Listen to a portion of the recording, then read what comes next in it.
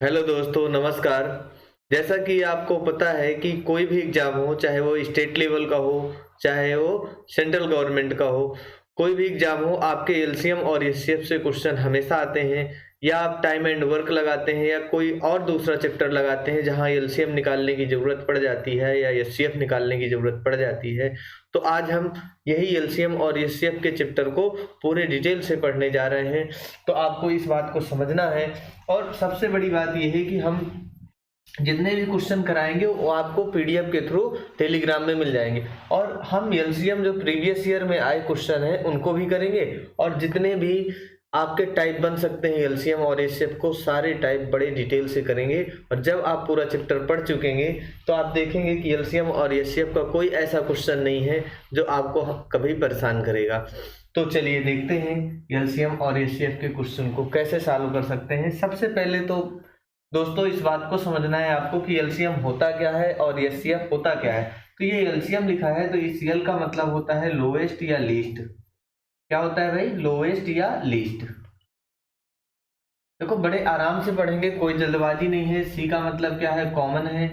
और इस यम का मतलब क्या है? मल्टीपल है। क्या है भाई? मल्टीपल। लोएस्ट का मतलब होता है सबसे छोटा। सी का मतलब है, कॉमन का मतलब है उभयनिष्ठ। और इस यम का मतलब है मल्टीपल। मल्टीपल से क्या हो जाएगा? गुणज हो जाएगा। अभी हम इस बात को भी समझेंगे मल्टीपल क्या होता है। जब हम एचसीएफ पढ़ रहे होंगे तो एचसीएफ में हम देखेंगे कि एचसीएफ का मतलब क्या है? हाईएस्ट। ये क्या है? हाईएस्ट। सी का मतलब क्या है? कॉमन। और इस एफ का मतलब क्या है? फैक्टर। अब हम जब एलसीएम और एचसीएफ पढ़े तो हमें देखो सबसे छोटा और उभयनिष्ठ तो पहले से पता होता है। यहाँ क्या हो जाएगा? हाईएस्ट का मतलब सबसे बड़ा, ठीक है। और कॉमन का मतलब है उभयनिष्ठ। लेकिन हमारे पास ये दो वर्ड सामने निकल के आए। एक क्या है? ये मल्टीपल, दूसरा क्या है? फैक्टर, मतलब गुणज और गुणनखंड। ये दो बातें सामने आई। एक आपके सामने क्या आया कि ये मल्टीपल है और ये क्या है? फैक्टर है। एक जगह क्या होता है एलसीएम में? लोवेस्ट कॉमन मल्टीपल, यानी सबसे छोटा उभयनिष्ठ गुणज। यहाँ की बात करें तो सबसे बड़ा क्या हो जाएगा? उभयनिष्ठ गुणनखंड होगा। अब हमें इसी दोनों बातों को ध्यान से देखना है कि भाई गुणज क्या होता है और आपका गुणनखंड क्या होता है। तो मल्टीपल की बात सीखना है। दो नंबर सामने आए आपके पास, दो वर्ड सामने आए, एक मल्टीपल है एक फैक्टर है। अब इस दोनों को ध्यान से समझना है आपको। मल्टीपल क्या होता है, फैक्टर क्या होता है, एक एक बातों को आपको ध्यान से समझते हुए चलना है। अगर हम आपसे कह दें कि भाई 12 के मल्टीपल बताइए तो आप कहेंगे 12 के मल्टीपल क्या होंगे? 12 का जैसे पहाड़ा पढ़ते हैं ना, 12 में 1 का गुणा करते हैं 12 मिलता है, 2 का गुणा करते हैं 24, तो मल्टीपल ही तो लिखते हैं। 12 फिर 24 फिर 36 फिर 48। ऐसे ही आप जब 12 की मल्टीपल लिखेंगे तो पहला आपको 12 मिलेगा। देखो किसी भी नंबर का सबसे छोटा मल्टीपल वही नंबर होता है। जैसे हम 2 का पूछ ले कि 2 का मल्टीपल क्या होगा, तो आप कहेंगे सबसे छोटा मल्टीपल क्या होगा? 2 ही होगा। फिर 4 होगा, फिर 6 होगा। तो ऐसे 12 का सबसे छोटा मल्टीपल 12, फिर क्या हो जाएगा? 24, फिर इसमें 3 का गुणा करा देंगे 36, और आगे आप लिखते चले जाओगे।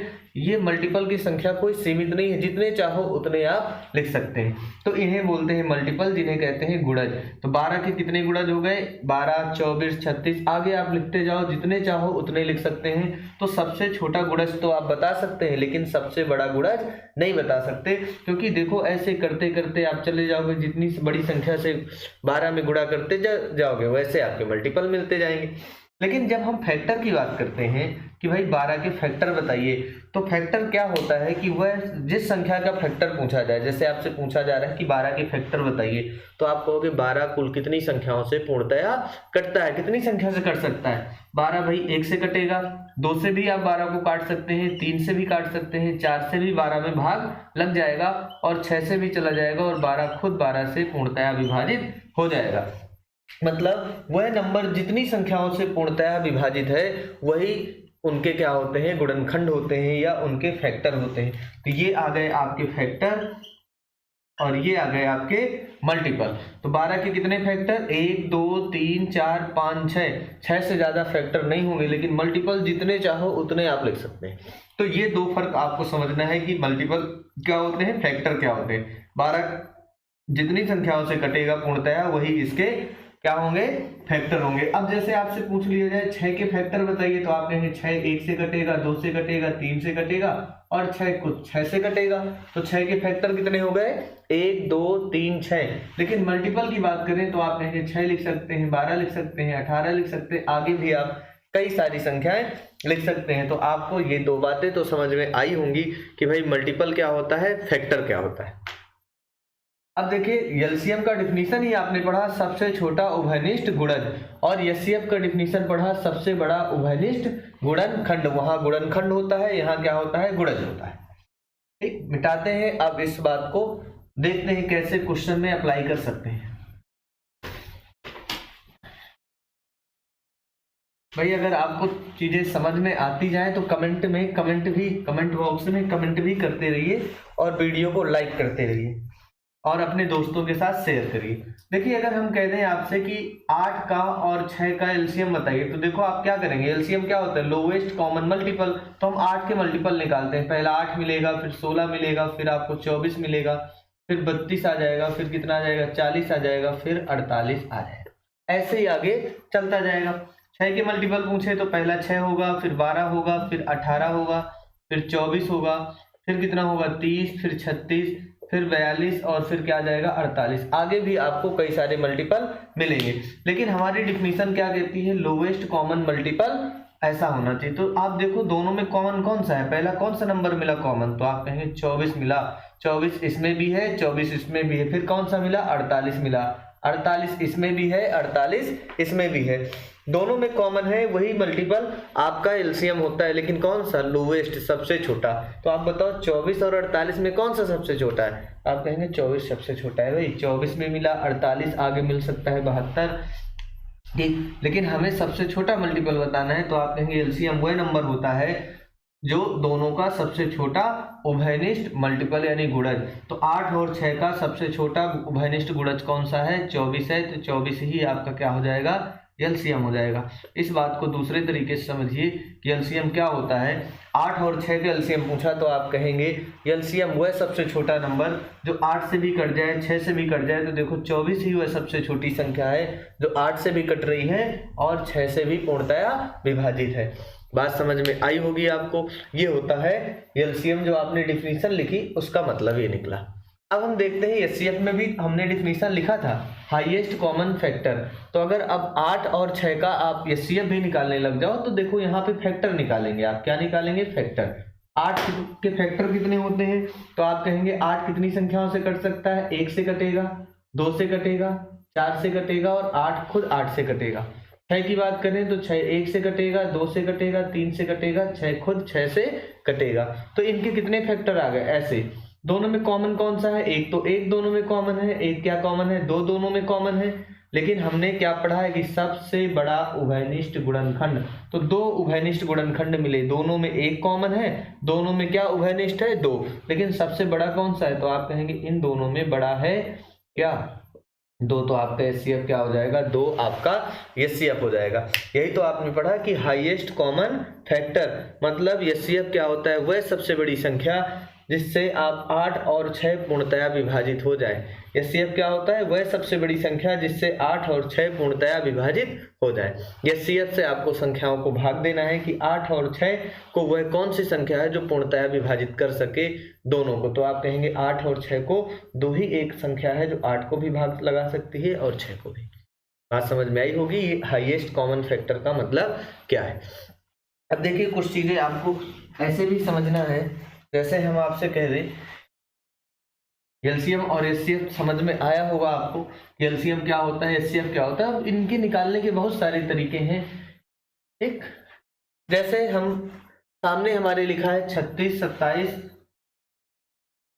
और ये लिखा है 72। 36 है, 27 है, 72 है, इसके एलसीएम निकालना है। तो एक तो तरीका आपका ये वाला है, 36 लिखा, 27 लिखा और 72 लिखा और इसको 2 से डिवाइड करने शुरू कर दिया। 2 से करेंगे फिर ऐसे लिखेंगे, लेकिन इस मेथड में हमें टाइम बहुत लगता है। ठीक, तो हम क्या करेंगे, एक गुणनखंड वाला मेथड होता है अभाज्य गुणनखंडों की संख्या में ब्रेक करना। 36 को आप लिख सकते हैं 9 गुणे 4, जिसमें 2 इंटू 2 इंटू क्या हो जाएगा, 3 इंटू 3। 27 को लिख सकते हैं 3 इंटू 3 इंटू 3। ऐसे ही 72 को लिख सकते हैं आप, क्या हो जाएगा 2 इंटू 2 इंटू 2 इंटू क्या हो जाएगा 3 इंटू 3, यानी 9 गुणे 8 कितना होता है 72 होता है। अब हाथ में हम इसको ब्रेक कर लेते हैं। तो ये देखो, आप ऐसा नहीं कि ये क्वेश्चन अभी ये आएगा और इस तरह के भी क्वेश्चन आपको लगाने होंगे। तो देखो 2 की सबसे बड़ी पावर क्या है, तो आप कहेंगे 2 कितनी बार लिखा है 2 बार, तो 2 की पावर 2 लिख सकते हैं। 3 कितनी बार है 3 की पावर 2 लिख सकते हैं, इसको लिख देंगे 3 की पावर कितना 3 लिखेंगे। और यहाँ से आप लिख सकते हैं 2 के पावर 3 और 3 के पावर 2। कभी अगर अभाज्य फैक्टर के फॉर्म में लिखा हो कोई नंबर, नहीं लिखा था हमने लिख दिया, आगे चल के अगर इस तरह की संख्याएं आ जाएं और आपसे पूछा जाए एलसीएम, तो आप बता सकते हो।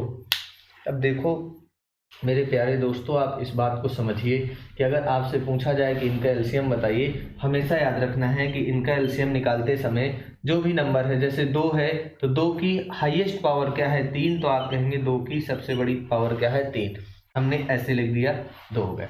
3 में देखते हैं 3 की सबसे बड़ी पावर क्या है, तो आप कहेंगे 3 की सबसे हाईएस्ट पावर क्या है 3, ये हो गया। तो ये लिखा है 27 और ये लिखा है 8, 27 और 8 का गुणा करा देंगे, क्वेश्चन का आंसर है। देखो 2 का क्यूब, यही आपका आंसर हो गया। 2 का क्यूब कितना हुआ 8 और 3 का क्यूब कितना हुआ 27।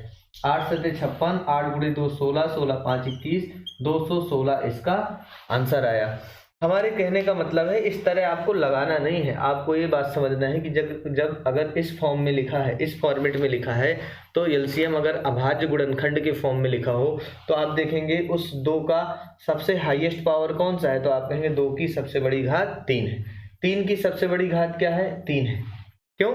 क्योंकि 2 के पावर 3 से ही कटेगा। एलसीएम वह नंबर होता है जो इन सब से कट जाए, तो आप कहेंगे 2 के पावर 3 सबसे बड़ा है, 2 के पावर 3 से ही कटेगा। 3 के पावर 3 सबसे बड़ा है, 3 के पावर 3 से ही कटेगा। ऐसा मान लेते हैं एलसीएम निकालते समय उस नंबर की सबसे बड़ी घात रखते हैं, 3 की सबसे बड़ी घात रखते हैं। ये हुआ हमारा एलसीएम। अब देखिए क्या आपको ऐसा निकालना है, ऐसा भी नहीं निकालना, हम इसको और छोटा करते हैं और सही से इसको समझते हैं।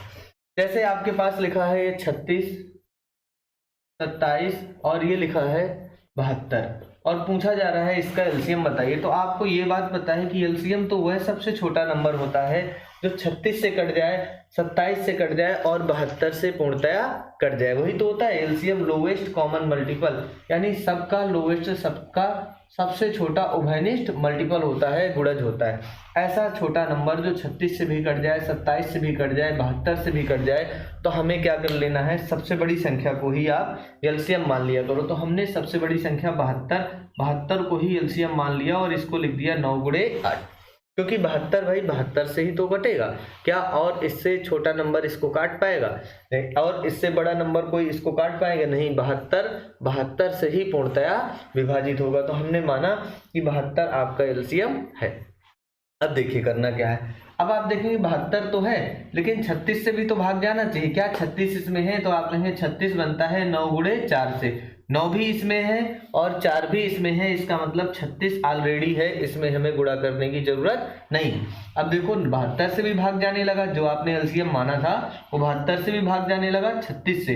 क्या 27 से भी भाग जाता है, तो आप कहेंगे 27 होता क्या है, 27 होता है 9 गुणे 3, तो 9 तो है हमारे पास, क्या यहाँ 3 है, तो आप कहेंगे दूर दूर तक यहाँ 3 नहीं दिखता, हमें 3 बनाना ही पड़ेगा, जब तक 27 नहीं होगा इसमें तो 27 से भाग कैसे जाएगा। तो हमारे पास 9 तो है, अगर 27 बनाना है तो हमें क्या करना पड़ेगा, 3 का गुणा करना पड़ेगा। बस यही आपका एलसीएम हो गया। तो 9 गुणे 2 72, 72 में जब 3 का गुणा करेंगे तो 216 आ जाएगा। ये भी तरीका होता है एलसीएम निकालने का। ऐसे आप निकालेंगे तो टाइम बहुत लगेगा, एग्जाम में टाइम नहीं होता है, ना तो आपके पास इतना रफ करने की जगह होती कि आप इस तरह, जैसे आप पहले करते चले आए हैं ट्रेडिशनल मेथड, ऐसे करें और इसको लिखें 27 है 72, 2 से काटे फिर 3 से काटे, ऐसे तो बहुत लेंदी हो जाता है। कम लिखना है, दिमाग का इस्तेमाल ज़्यादा करना है। चलिए देखते हैं अगला क्वेश्चन। अब देखो अगला क्वेश्चन हमें क्या दिया है, 290 और 660 का महत्तम समापवर्तक 10 है, तो उनका लघुत्तम समापवर्तक कितना होगा।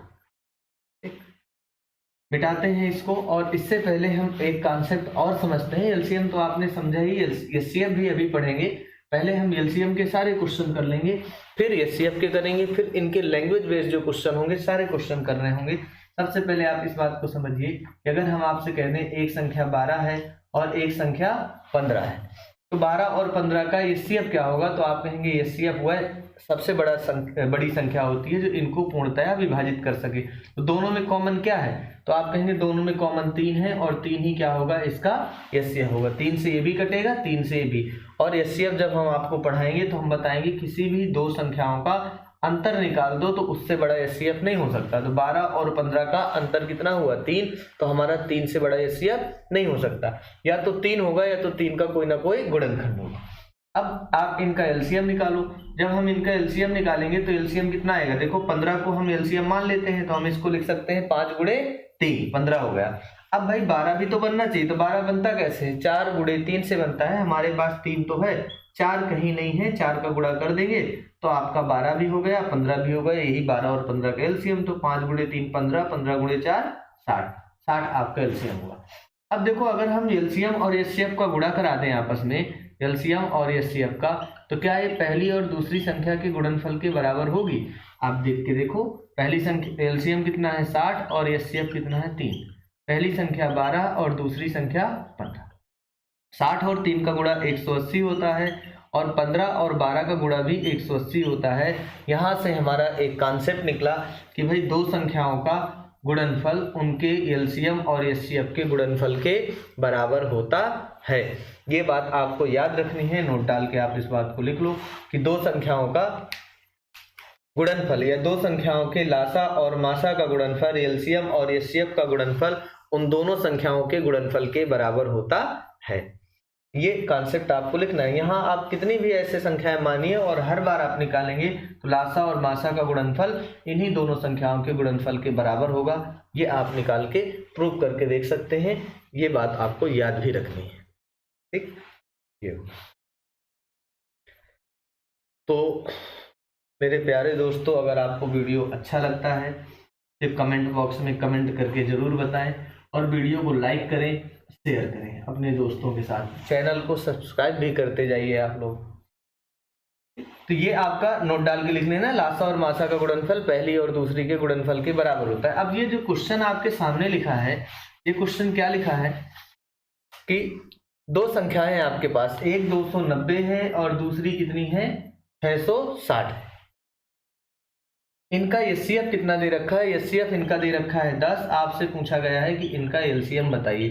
तो आप बताइए, दो संख्याएं ये रखी हैं, एक ये है एक ये है, इनका एचसीएफ इतना दिया है, एलसीएम पूछा गया है। तो आपको अभी लिखाया कि एलसीएम और एचसीएफ का गुणनफल दोनों संख्याओं के गुणनफल के बराबर होता है। तो एलसीएम यल हो गया, एचसीएफ का मान 10 दिया है, बराबर कितना हो जाएगा? पहली संख्या 290 और दूसरी संख्या 660। आप कहेंगे एक जीरो से एक जीरो कैंसिल हो जाएगा, तो हमें एलसीएम का मान बताना है, यही तो पूछा जा रहा है। अब आप बताओ 29 का गुणा 660 में करेंगे तो लास्ट का अंक कितना आएगा? लास्ट का अंक 0 आएगा, और 9 का जब 6 में गुणा करेंगे तो 9 छक्का 54, यानी 0 और 4। ऐसा हमारा ऑप्शन ऐसा होगा जिस ऑप्शन में हमें लास्ट में 2 अंक मिलेंगे, 0, 0 के बाद 4। क्या किसी ऑप्शन में मिल रहा है? तो आप कहेंगे ऑप्शन नंबर 3 में आपको सी में मिल रहा है। 0 है, 0 से पहले क्या है? 4। डी में भी है, लेकिन डी में 2 0 लगे हैं, जबकि 2 0 यहाँ कहीं से नहीं आएगा। इसका मतलब आंसर आपका 19,140। तो थोड़ा बहुत आपको ऑप्शन हमेशा देखते चलना होता है, क्योंकि आप जब तक इसका गुणा कराओगे, जब तक आप ऐसे करके क्वेश्चन को चालू कर लेंगे और अगले क्वेश्चन में बढ़ जाएंगे। देखते हैं भाई अगला क्वेश्चन क्या कह रहा है। 21 और 280 का एलसीएम कितना होगा? मिटाते हैं इसको और ये वाला करते हैं। आप भी करते जाया करो, जैसे ही क्वेश्चन नेक्स्ट लगे तो तुरंत पेन उठाइए, पेपर उठा के बैठिए, फिर क्वेश्चन को लगाइए, फिर वीडियो को देखते समय पेन और पेपर जरूर लेके बैठिए। 21 और 280 का पूछा जा रहा है, लासा क्या होगा? देखो हम जब भी लासा निकालते हैं तो हम करते क्या हैं कि सबसे बड़ी संख्या को ही एलसीएम मान लेते हैं। तो हमने 280 को एलसीएम मान लिया, हमने इसको ऐसा लिख दिया 7 गुणे 4 28, और 28 गुणे 10 कितना होता है? 280। थोड़ा सा आप नंबरों में ऐसा ब्रेक करके लिखिए, थोड़ा क्या होता है, दिखने लग जाए कि भाई इसमें 7 भी है, इसमें 4 भी है, इसमें 10 भी है, 28 गुणे 10 ही तो होता है। हमने 7 गुणे 4 28 लिख दिया, 10 लिख दिया। अब आप बताइए 21 भी 280 एलसीएम माना, 280 से तो भाग जाने लगा, लेकिन अब 21 से भी तो भाग जाना चाहिए। तो आप कहेंगे 21 से भाग तभी जाएगा जब 21 इसमें होगा। तो 21 बनते कैसे है, 21 बनता है 7 गुणे 3 से। हमारे पास 7 है, क्या दूर दूर तक कहीं आपको 3 दिख रहा है, तो आप कहेंगे 3 नहीं दिख रहा, तो आपको 3 का गुणा करना पड़ेगा। जैसे ही 3 का गुणा करेंगे यही आपका 280 भी हो गया। 21 मतलब 280 से भी भाग चला जाएगा, 21 से भी भाग चला जाएगा, यही सबसे छोटी संख्या है, यही आपका लासा है। ये क्या लिखा है 280, 280 में 3 का गुणा करेंगे तो आ जाएगा 840। ऐसे आप जाने ढेरों क्वेश्चन लगा सकते हैं।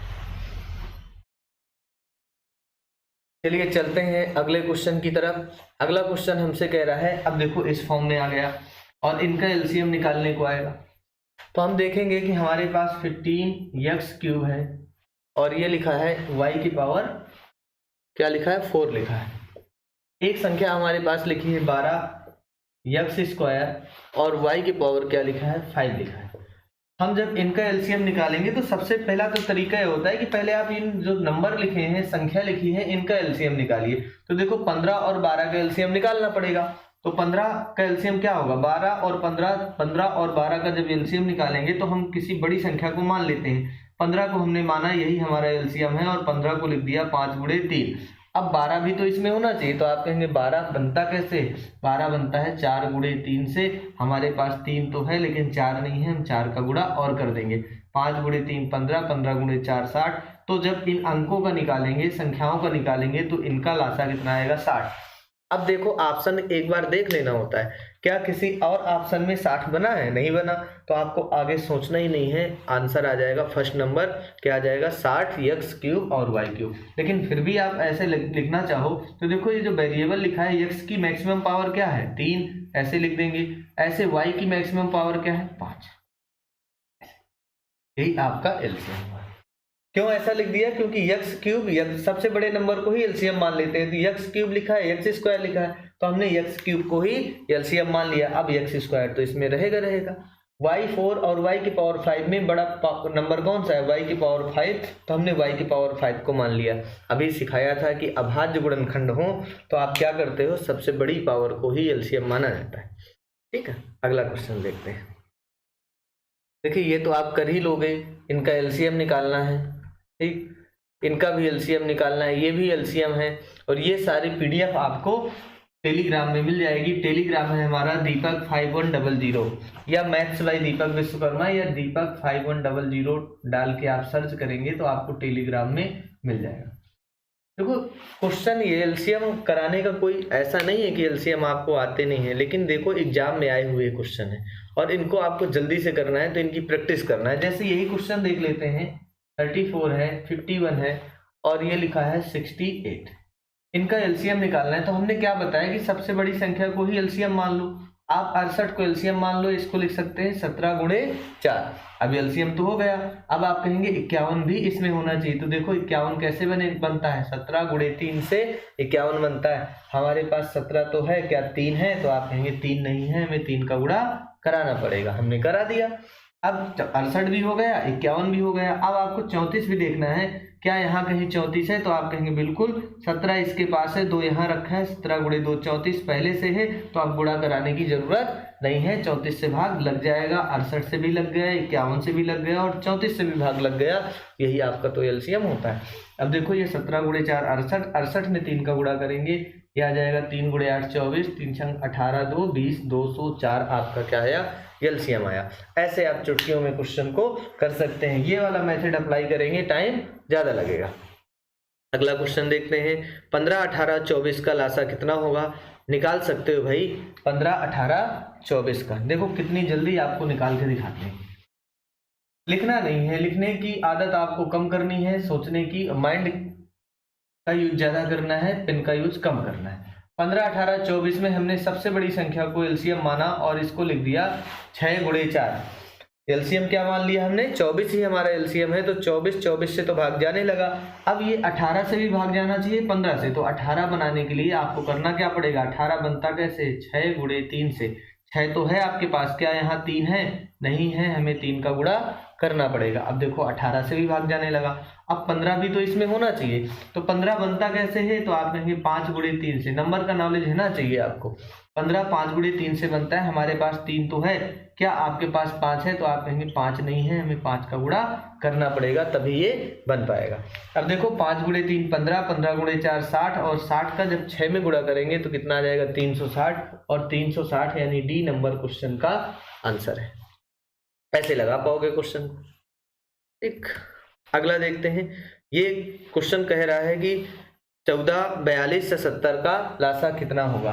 तो आप समझ गए होंगे कैसे लासा निकालना है, उम्मीद है आप निकाल पाओगे। हम थोड़ा सा अब चीजें और पढ़ते हैं। अब आपको यहाँ सह अभाज्य संख्याएं पढ़नी है। सह अभाज्य संख्याएं, को प्राइम नंबर, ये क्या होती है भाई? इनसे क्वेश्चन बन के आता है, तो इस बात को समझते हैं कि को प्राइम नंबर या सह अभाज्य संख्याएं क्या होती हैं। दिख रहा होगा आपको, को प्राइम नंबर या सह अभाज्य संख्याएं। देखो ऐसी, जैसे आपके लिख दिया जाए 5 लिखा है और 3 लिखा है, तो ऐसी दो संख्याएं जिनमें कोई भी कॉमन फैक्टर ना हो, उन्हें क्या बोलते हैं? सह अभाज्य संख्याएं बोलते हैं। या आप कह सकते हैं दोनों सह अभाज्य संख्याओं का एचसीएफ क्या हो? 1। जब दोनों में कुछ कॉमन नहीं होगा तो दोनों में क्या कॉमन होता है? 1 तो हमेशा रहता है, 1 इसके साथ भी है, 1 इसके साथ। तो आप कह सकते हैं 5 और 3 सह अभाज्य संख्याएं हैं। ऐसे 20 और 9 लिख दें तो आप कहेंगे ये भी क्या होंगी? सह अभाज्य, क्योंकि दोनों में कोई भी कॉमन नहीं है, यानी सह अभाज्य संख्याओं का एचसीएफ कितना होता है? 1 होता है। अब देखो 20 और 9, क्या दोनों में कुछ कॉमन है? जब कॉमन नहीं है तो उनका एचसीएफ क्या होगा? 1 होगा। अगर यही बात हम 15 और यहाँ पे दे दें कि 35, क्या ये अभाज्य संख्या है? सह अभाज्य। तो आप कहेंगे नहीं, 5 से भी कटता है, 5 से भी कटता है। ऐसी संख्याएं बिल्कुल भी नहीं होंगी जो दोनों में कोई भी कॉमन फैक्टर हो, या आप कह सकते हैं दोनों संख्याएं एक ही संख्या से कट जाए, वो सह अभाज्य संख्याएं नहीं होती हैं। सह अभाज्य कैसी संख्याएं होती हैं? ऐसी संख्याएं जो दोनों संख्याएं एक ही नंबर से ना कटे। क्या 20 और 9 किसी एक संख्या से कटता है? तो आप कहेंगे नहीं, इसका मतलब 20 और 9 में कोई कॉमन नहीं है। जब कोई कॉमन नहीं है तो इनका एचसीएफ क्या बनेगा? 1। तो यहाँ से क्वेश्चन कई बार पूछ लेता है कि सह अभाज्य संख्याओं का एचसीएफ क्या होगा। तो आप कहेंगे सह अभाज्य संख्याओं का मासा कितना होता है? 1 होता है। लेकिन एक बात और आपको इस बात में समझनी है, हम अगर 5 और क्या लिख दें? 4 लिख दें, ये दोनों कैसी संख्याएं होंगी? तो आप कहेंगे सह अभाज्य संख्याएं होंगी। अब इनका एलसीएम निकाल के देखते हैं क्या निकलेगा। तो देखो 5 और 4 में हमने 5 को मान लिया एलसीएम है, ये तरीका अभी आपने सीखा। एलसीएम हमने बड़ी संख्या को ही एलसीएम मान लेना है। हमने माना एलसीएम हमारा 5 है, तो आप ये बताओ एलसीएम 5 है तो 5 से तो भाग जाने लगा, 4 से भी भाग जाना चाहिए। तो 4 जब इसमें होगा तभी तो जाएगा। तो आप कहेंगे 4 का सिंपल से गुणा करा दो, तो 4 20 में बन गया। 5 गुणे 4 क्या हो गया? 20। तो इसका एलसीएम कितना आया? 20 आया। अब इनका गुणनफल करके देखो तो 5 गुणे 4 कितना आ जाएगा? 20। तो यहाँ से क्या बात समझ में आती है कि सह अभाज्य संख्याओं का गुणनफल ही उनका लासा होता है। किसी को भी देख लो, आप इनका लासा निकालेंगे तो देखो बड़ी संख्या को हमने मान लिया एलसीएम है, 9 भी होना चाहिए। तो 9 बनाने के लिए 9 तो इसमें है नहीं, 9 का गुणा करना पड़ेगा। यही इसका एलसीएम हुआ 20 गुणे 9 180, और यही तो इनका गुणनफल है। तो नोट डाल के आपको लिख लेना है कि सह अभाज्य संख्याओं का गुणनफल ही इनका लासा होता है। सह अभाज्य संख्याओं का गुणनफल ही इनका लासा होता है। जो सह अभाज्य संख्याएं होती हैं उनका जो गुणनफल होता है वही उनका लासा होता है। बात समझ में आई होगी आपकी। इस बात को लिखिए और समझिए। और सह अभाज्य संख्याओं का एचसीएफ क्या होता है? 1। और सह अभाज्य संख्याओं का गुणनफल ही क्या होता है? उनका लासा। अगर हम आपसे कह दें दो सह अभाज्य संख्याओं का गुणनफल कितना है? 150 है, तो आप बताइए उनका लासा कितना होगा? तो आप कहेंगे जो उनका गुणनफल है वही उनका लासा होता है। देखिए 45, इसका भी निकाल सकते हैं आप। यहां से ये संख्याएं आ गई, इनका भी निकाल देते हैं एक बार। अगली क्लास में आपको एचसीएफ सिखाएंगे, मतलब पूरी सीरीज चलेगी बहुत डिटेल में। अगर रोज आप क्लास देखते रहेंगे तो आप एक समय ऐसा आएगा जब पूरे पार्ट हम एलसीएम और एचसीएफ के निकाल चुके होंगे, तो आप देखेंगे कि आपको एलसीएम और एचसीएफ बिल्कुल बिंदास तरीके से आने लगेगा। यहाँ से में दे रखा है ए, क्या दिया है? बी स्क्वायर सी स्क्वायर, फिर अगला दे रखा है ए स्क्वायर बी सी, और फिर आपको दिया है ए क्यूब बी क्यूब और यहाँ पे c²। इनका क्या निकालना है? एलसीएम। तो देखो जब भी इस फॉर्म में एलसीएम हुआ करता है तो हम सबसे बड़ी संख्या को एलसीएम मान लेते हैं। तो ए में देखो आप 3 संख्याएं दे रखी हैं, तो ए में सबसे बड़ा नंबर कौन सा है? तो आप कहेंगे a³। तो करते क्या है, हमेशा जब इस फॉर्म में लिखे हों या अभाज्य गुणनखंड के फॉर्म में लिखे हों तो जो संख्या लिखी है उसके सबसे बड़ी पावर ही उसका एलसीएम होती है। तो a² a³। तो a में सबसे बड़ी पावर क्या है? a³। b में सबसे बड़ी पावर क्या है? तो आप कहेंगे b³। और c में सबसे बड़ी पावर क्या है? तो आप कहेंगे c के सबसे बड़ी पावर क्या है? 2। यही आपका एलसीएम हो जाएगा। लेकिन जब इनका एचसीएफ निकालते हैं तो उनकी सबसे छोटी पावर देखते हैं और ये भी देखते हैं कि वो नंबर दोनों में है या नहीं है। अब आप कहेंगे देखो ये वाला तरीका किसी को भाई ये बड़ा अच्छा लगता है, ये वाला ठीक है, ये आप करते हो। जैसे हम कहते हैं कि 8 का निकालो, 12 का निकालो, 24 का निकालो, तो ये कुछ लोगों को बड़ा अच्छा लगता है। 2 से 4, 2 से 6, 2 से 12 और ऐसे करते जाते हैं, इतने लिखते जाते हैं। लेकिन अगर हमने आपसे कह दिया कि 5 है, 6 है, 7 है, 8 है, 9 है और 10 है, इसका आप एलसीएम बताइए। 5, 6, 7, 8, 9, 10 का अगर आप इस तरह लगाने लग जाओगे तो आप देखिए कितना लिखना पड़ेगा। कितने, जो नंबर नहीं कटता उसको भी आप ढोते चलोगे। 2 से 5 नहीं कटता, 5 को आप ढोते चलोगे, लिखोगे। तो ऐसा नहीं करना, आप सबसे बड़े नंबर को ही एलसीएम मान लो। तो हमने एलसीएम मान लिया है, एलसीएम हमारा कितना है? 10 है, तो उसको हमने ऐसे लिख दिया 5 × 2, यही हमारा एलसीएम है। अब आप कहेंगे 10 से तो भाग जाने लगा, 9 से भी भाग जाना चाहिए। तो 9 से भाग जाने के लिए 9 इसमें होना चाहिए, तो 9 का हमने करा दिया गुणा। अब आप कहेंगे 8 भी होना चाहिए इसमें, क्योंकि 8 से भी तो भाग जाना चाहिए, तभी तो एलसीएम होता है कि इन सब नंबर से कट जाए, वही आपका लासा होता है। अब देखो 8 से कटने के लिए 8 होना चाहिए। 8 बनता है 4 × 2 से, हमारे पास 2 है, 4 की कमी थी, हमने 4 का गुणा करा दिया। क्या आपको 7 कहीं दिख रहा है? तो आप कहेंगे नहीं, तो 7 बनाने के लिए 7 का भी गुणा करना पड़ेगा। 6 कहीं दिख रहा है? तो आप कहेंगे बिल्कुल। 9 में 3 × 3 होता है, तो 3 यहाँ है, 2 यहाँ है, 3 × 2 6 पहले से रखा है, 5 पहले से रखा है, यही आपका क्या हो जाएगा? लासा। कितना कम लिखा हमने, सिर्फ दिमाग का इस्तेमाल किया। ऐसा ही आपको भी करना है। देखो 7 × 4 कितना हो गया? 28। और यहाँ से ऐसे कर लेते हैं, 9 × 2 18, 9 नहीं करना, 9 × 4 36, और 36 में 7 का गुणा करेंगे तो 36 और 7 का गुणा करेंगे, 7 × 6 = 42 होता है, और 7 × 3 21, 4 25, और 5 × 2 कितना हुआ? 10, और 10 का मतलब है 10। तो इसका जो आंसर आया वो 2520 इसका क्वेश्चन का आंसर निकल के आया। उम्मीद है आपको बात समझ में आई होगी। अगर क्वेश्चन समझ में आ रहे हैं, चीज़ें बढ़िया क्लियर हो रही हैं, तो आप कमेंट जरूर करते रहिए और वीडियो को लाइक करते रहिए। देखिए अब ये इस फॉर्म में आ गया। अब आपसे पूछा जाए कि इनका लासा क्या होगा, तो आप देखिए 2 की सबसे बड़ी पावर देखिए, 2 में सबसे बड़ी घात कौन सी लगी है? तो आप कहेंगे 2 की पावर 2 है। तो इसका देखो सामने लिखा है क्वेश्चन, हम सिर्फ आंसर लिख रहे हैं इसका। 2 की सबसे बड़ी पावर क्या है? 2, तो 2 की पावर 2 हो गया। 3 में देखो 3 की सबसे बड़ी पावर क्या लगा है? 3 की पावर 2 लिखी है, 3 की पावर 2 लिख दिया। ऐसे ही 5 की सबसे बड़ी पावर क्या है? तो आप कहेंगे 5 की सबसे बड़ी पावर क्या है? 2, हमने ये लिख दिया। और 7 में देखिए 7 की सबसे बड़ी पावर क्या है? तो आप कहेंगे 7 की बड़ी पावर सिर्फ 7। यही इस क्वेश्चन का आंसर हुआ, लेकिन इसको कैलकुलेट करके लिखा गया है तो हम भी लिख देंगे। देखो यहाँ से क्या हो गया? 5 का स्क्वायर कितना हो गया? 25, 3 का स्क्वायर कितना हो गया? 9, 2 का स्क्वायर कितना हो गया? 4, ठीक। और यहाँ से ये 7 लिखा ही है। ये 25 का 4 में गुणा करिए, गुणा ऐसे नंबर का किया करिए जहां से 0 बन जाए। 25 का 4 में गुणा करेंगे 100 बन जाएगा, और 9 का 7 में गुणा करेंगे 63, और 63 का 100 में गुणा करना तो भाई बच्चों का खेल है, ये आ जाएगा 6300। ठीक, उम्मीद है चीजें आपको समझ में आ रही होंगी। अगर आ रही हैं तो आप वीडियो को लाइक भी करते जाओ भाई, लाइक करिए वीडियो को, और चैनल को सब्सक्राइब भी करिए, अपने दोस्तों को भी कराइए। ये भी एलसीएम आप निकाल सकते हैं आप। एक क्वेश्चन और कर लेते हैं इसका, ये वाला देखिए। लेखपाल का नोटिफिकेशन आ चुका है और लेखपाल में एलसीएम का चैप्टर है, ठीक है। लेखपाल का अभी सिलेबस हम पूरा लिखा देंगे, क्या क्या आना है और सारी चीजें पढ़ाएंगे हम। देखिए क्वेश्चन कह रहा है 6xy - y लिख लेते हैं, और ये लिखा है 8x की पावर 4y माइनस लिखा है x, ऐसा लिखा हुआ है। और आपसे कह रहा है इसका एलसीएम बताइए। तो देखो इसका एलसीएम पहली बात तो इससे तो नहीं आने वाला ना, 6 और 8 से आता तो हम क्वेश्चन को तुरंत टिक कर लेते, क्योंकि सब में 24 है भाई। 8 और 6 का निकालेंगे तो 8 कैसे बनता है, 4 गुणे 2 से। हमने 8 को ही एलसीएम मान लिया। अब आप कहेंगे 6 भी होना चाहिए, तो 6 बनता है 2 × 3 से। तो 2 है हमारे पास, 3 की कमी थी, 3 का और गुणा कर दिया, तो ये हमारा नंबर का जो नंबर लिखे हैं उनका एलसीएम आ गया। 4 × 2 8, 8 × 3 24 हुआ, ये बन गया।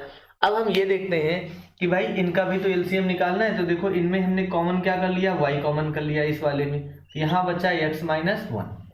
ठीक, इस वाले नंबर में हमने x और y दोनों कॉमन दिख रहे हैं, तो हमने x y कॉमन कर लिया, तो यहाँ से बचा x³ और इधर से बचा 1। ठीक, अब देखो नंबर का तो हमने पहले निकाल लिया, 6 और 8 का एलसीएम निकाल के रख लिया। अब ये नंबर बचे आपके ये, इनका भी एलसीएम निकालना है। तो एलसीएम में क्या करना होता है कि जो दोनों में है वो तो रहेगा, और इसके बाद जो बच जाए उसको भी कर लेना है। या आप कहते हैं कि y और xy का एलसीएम निकालना है, तो हमने xy को ही एलसीएम मान लिया। ठीक है, इनका देखो, इनका फिर निकाल लेंगे। xy को ही एलसीएम मान लिया, तो xy देखो रख गया। अब यहाँ से y भी इसमें है, यानी ऐसा हो गया। जब आप इनका निकालेंगे x - 1 और ये आपका फार्मूला लिखा है a³ - b³ का, ध्यान से देखना, x³ - 1, ये क्या लिखा है a³ - b³।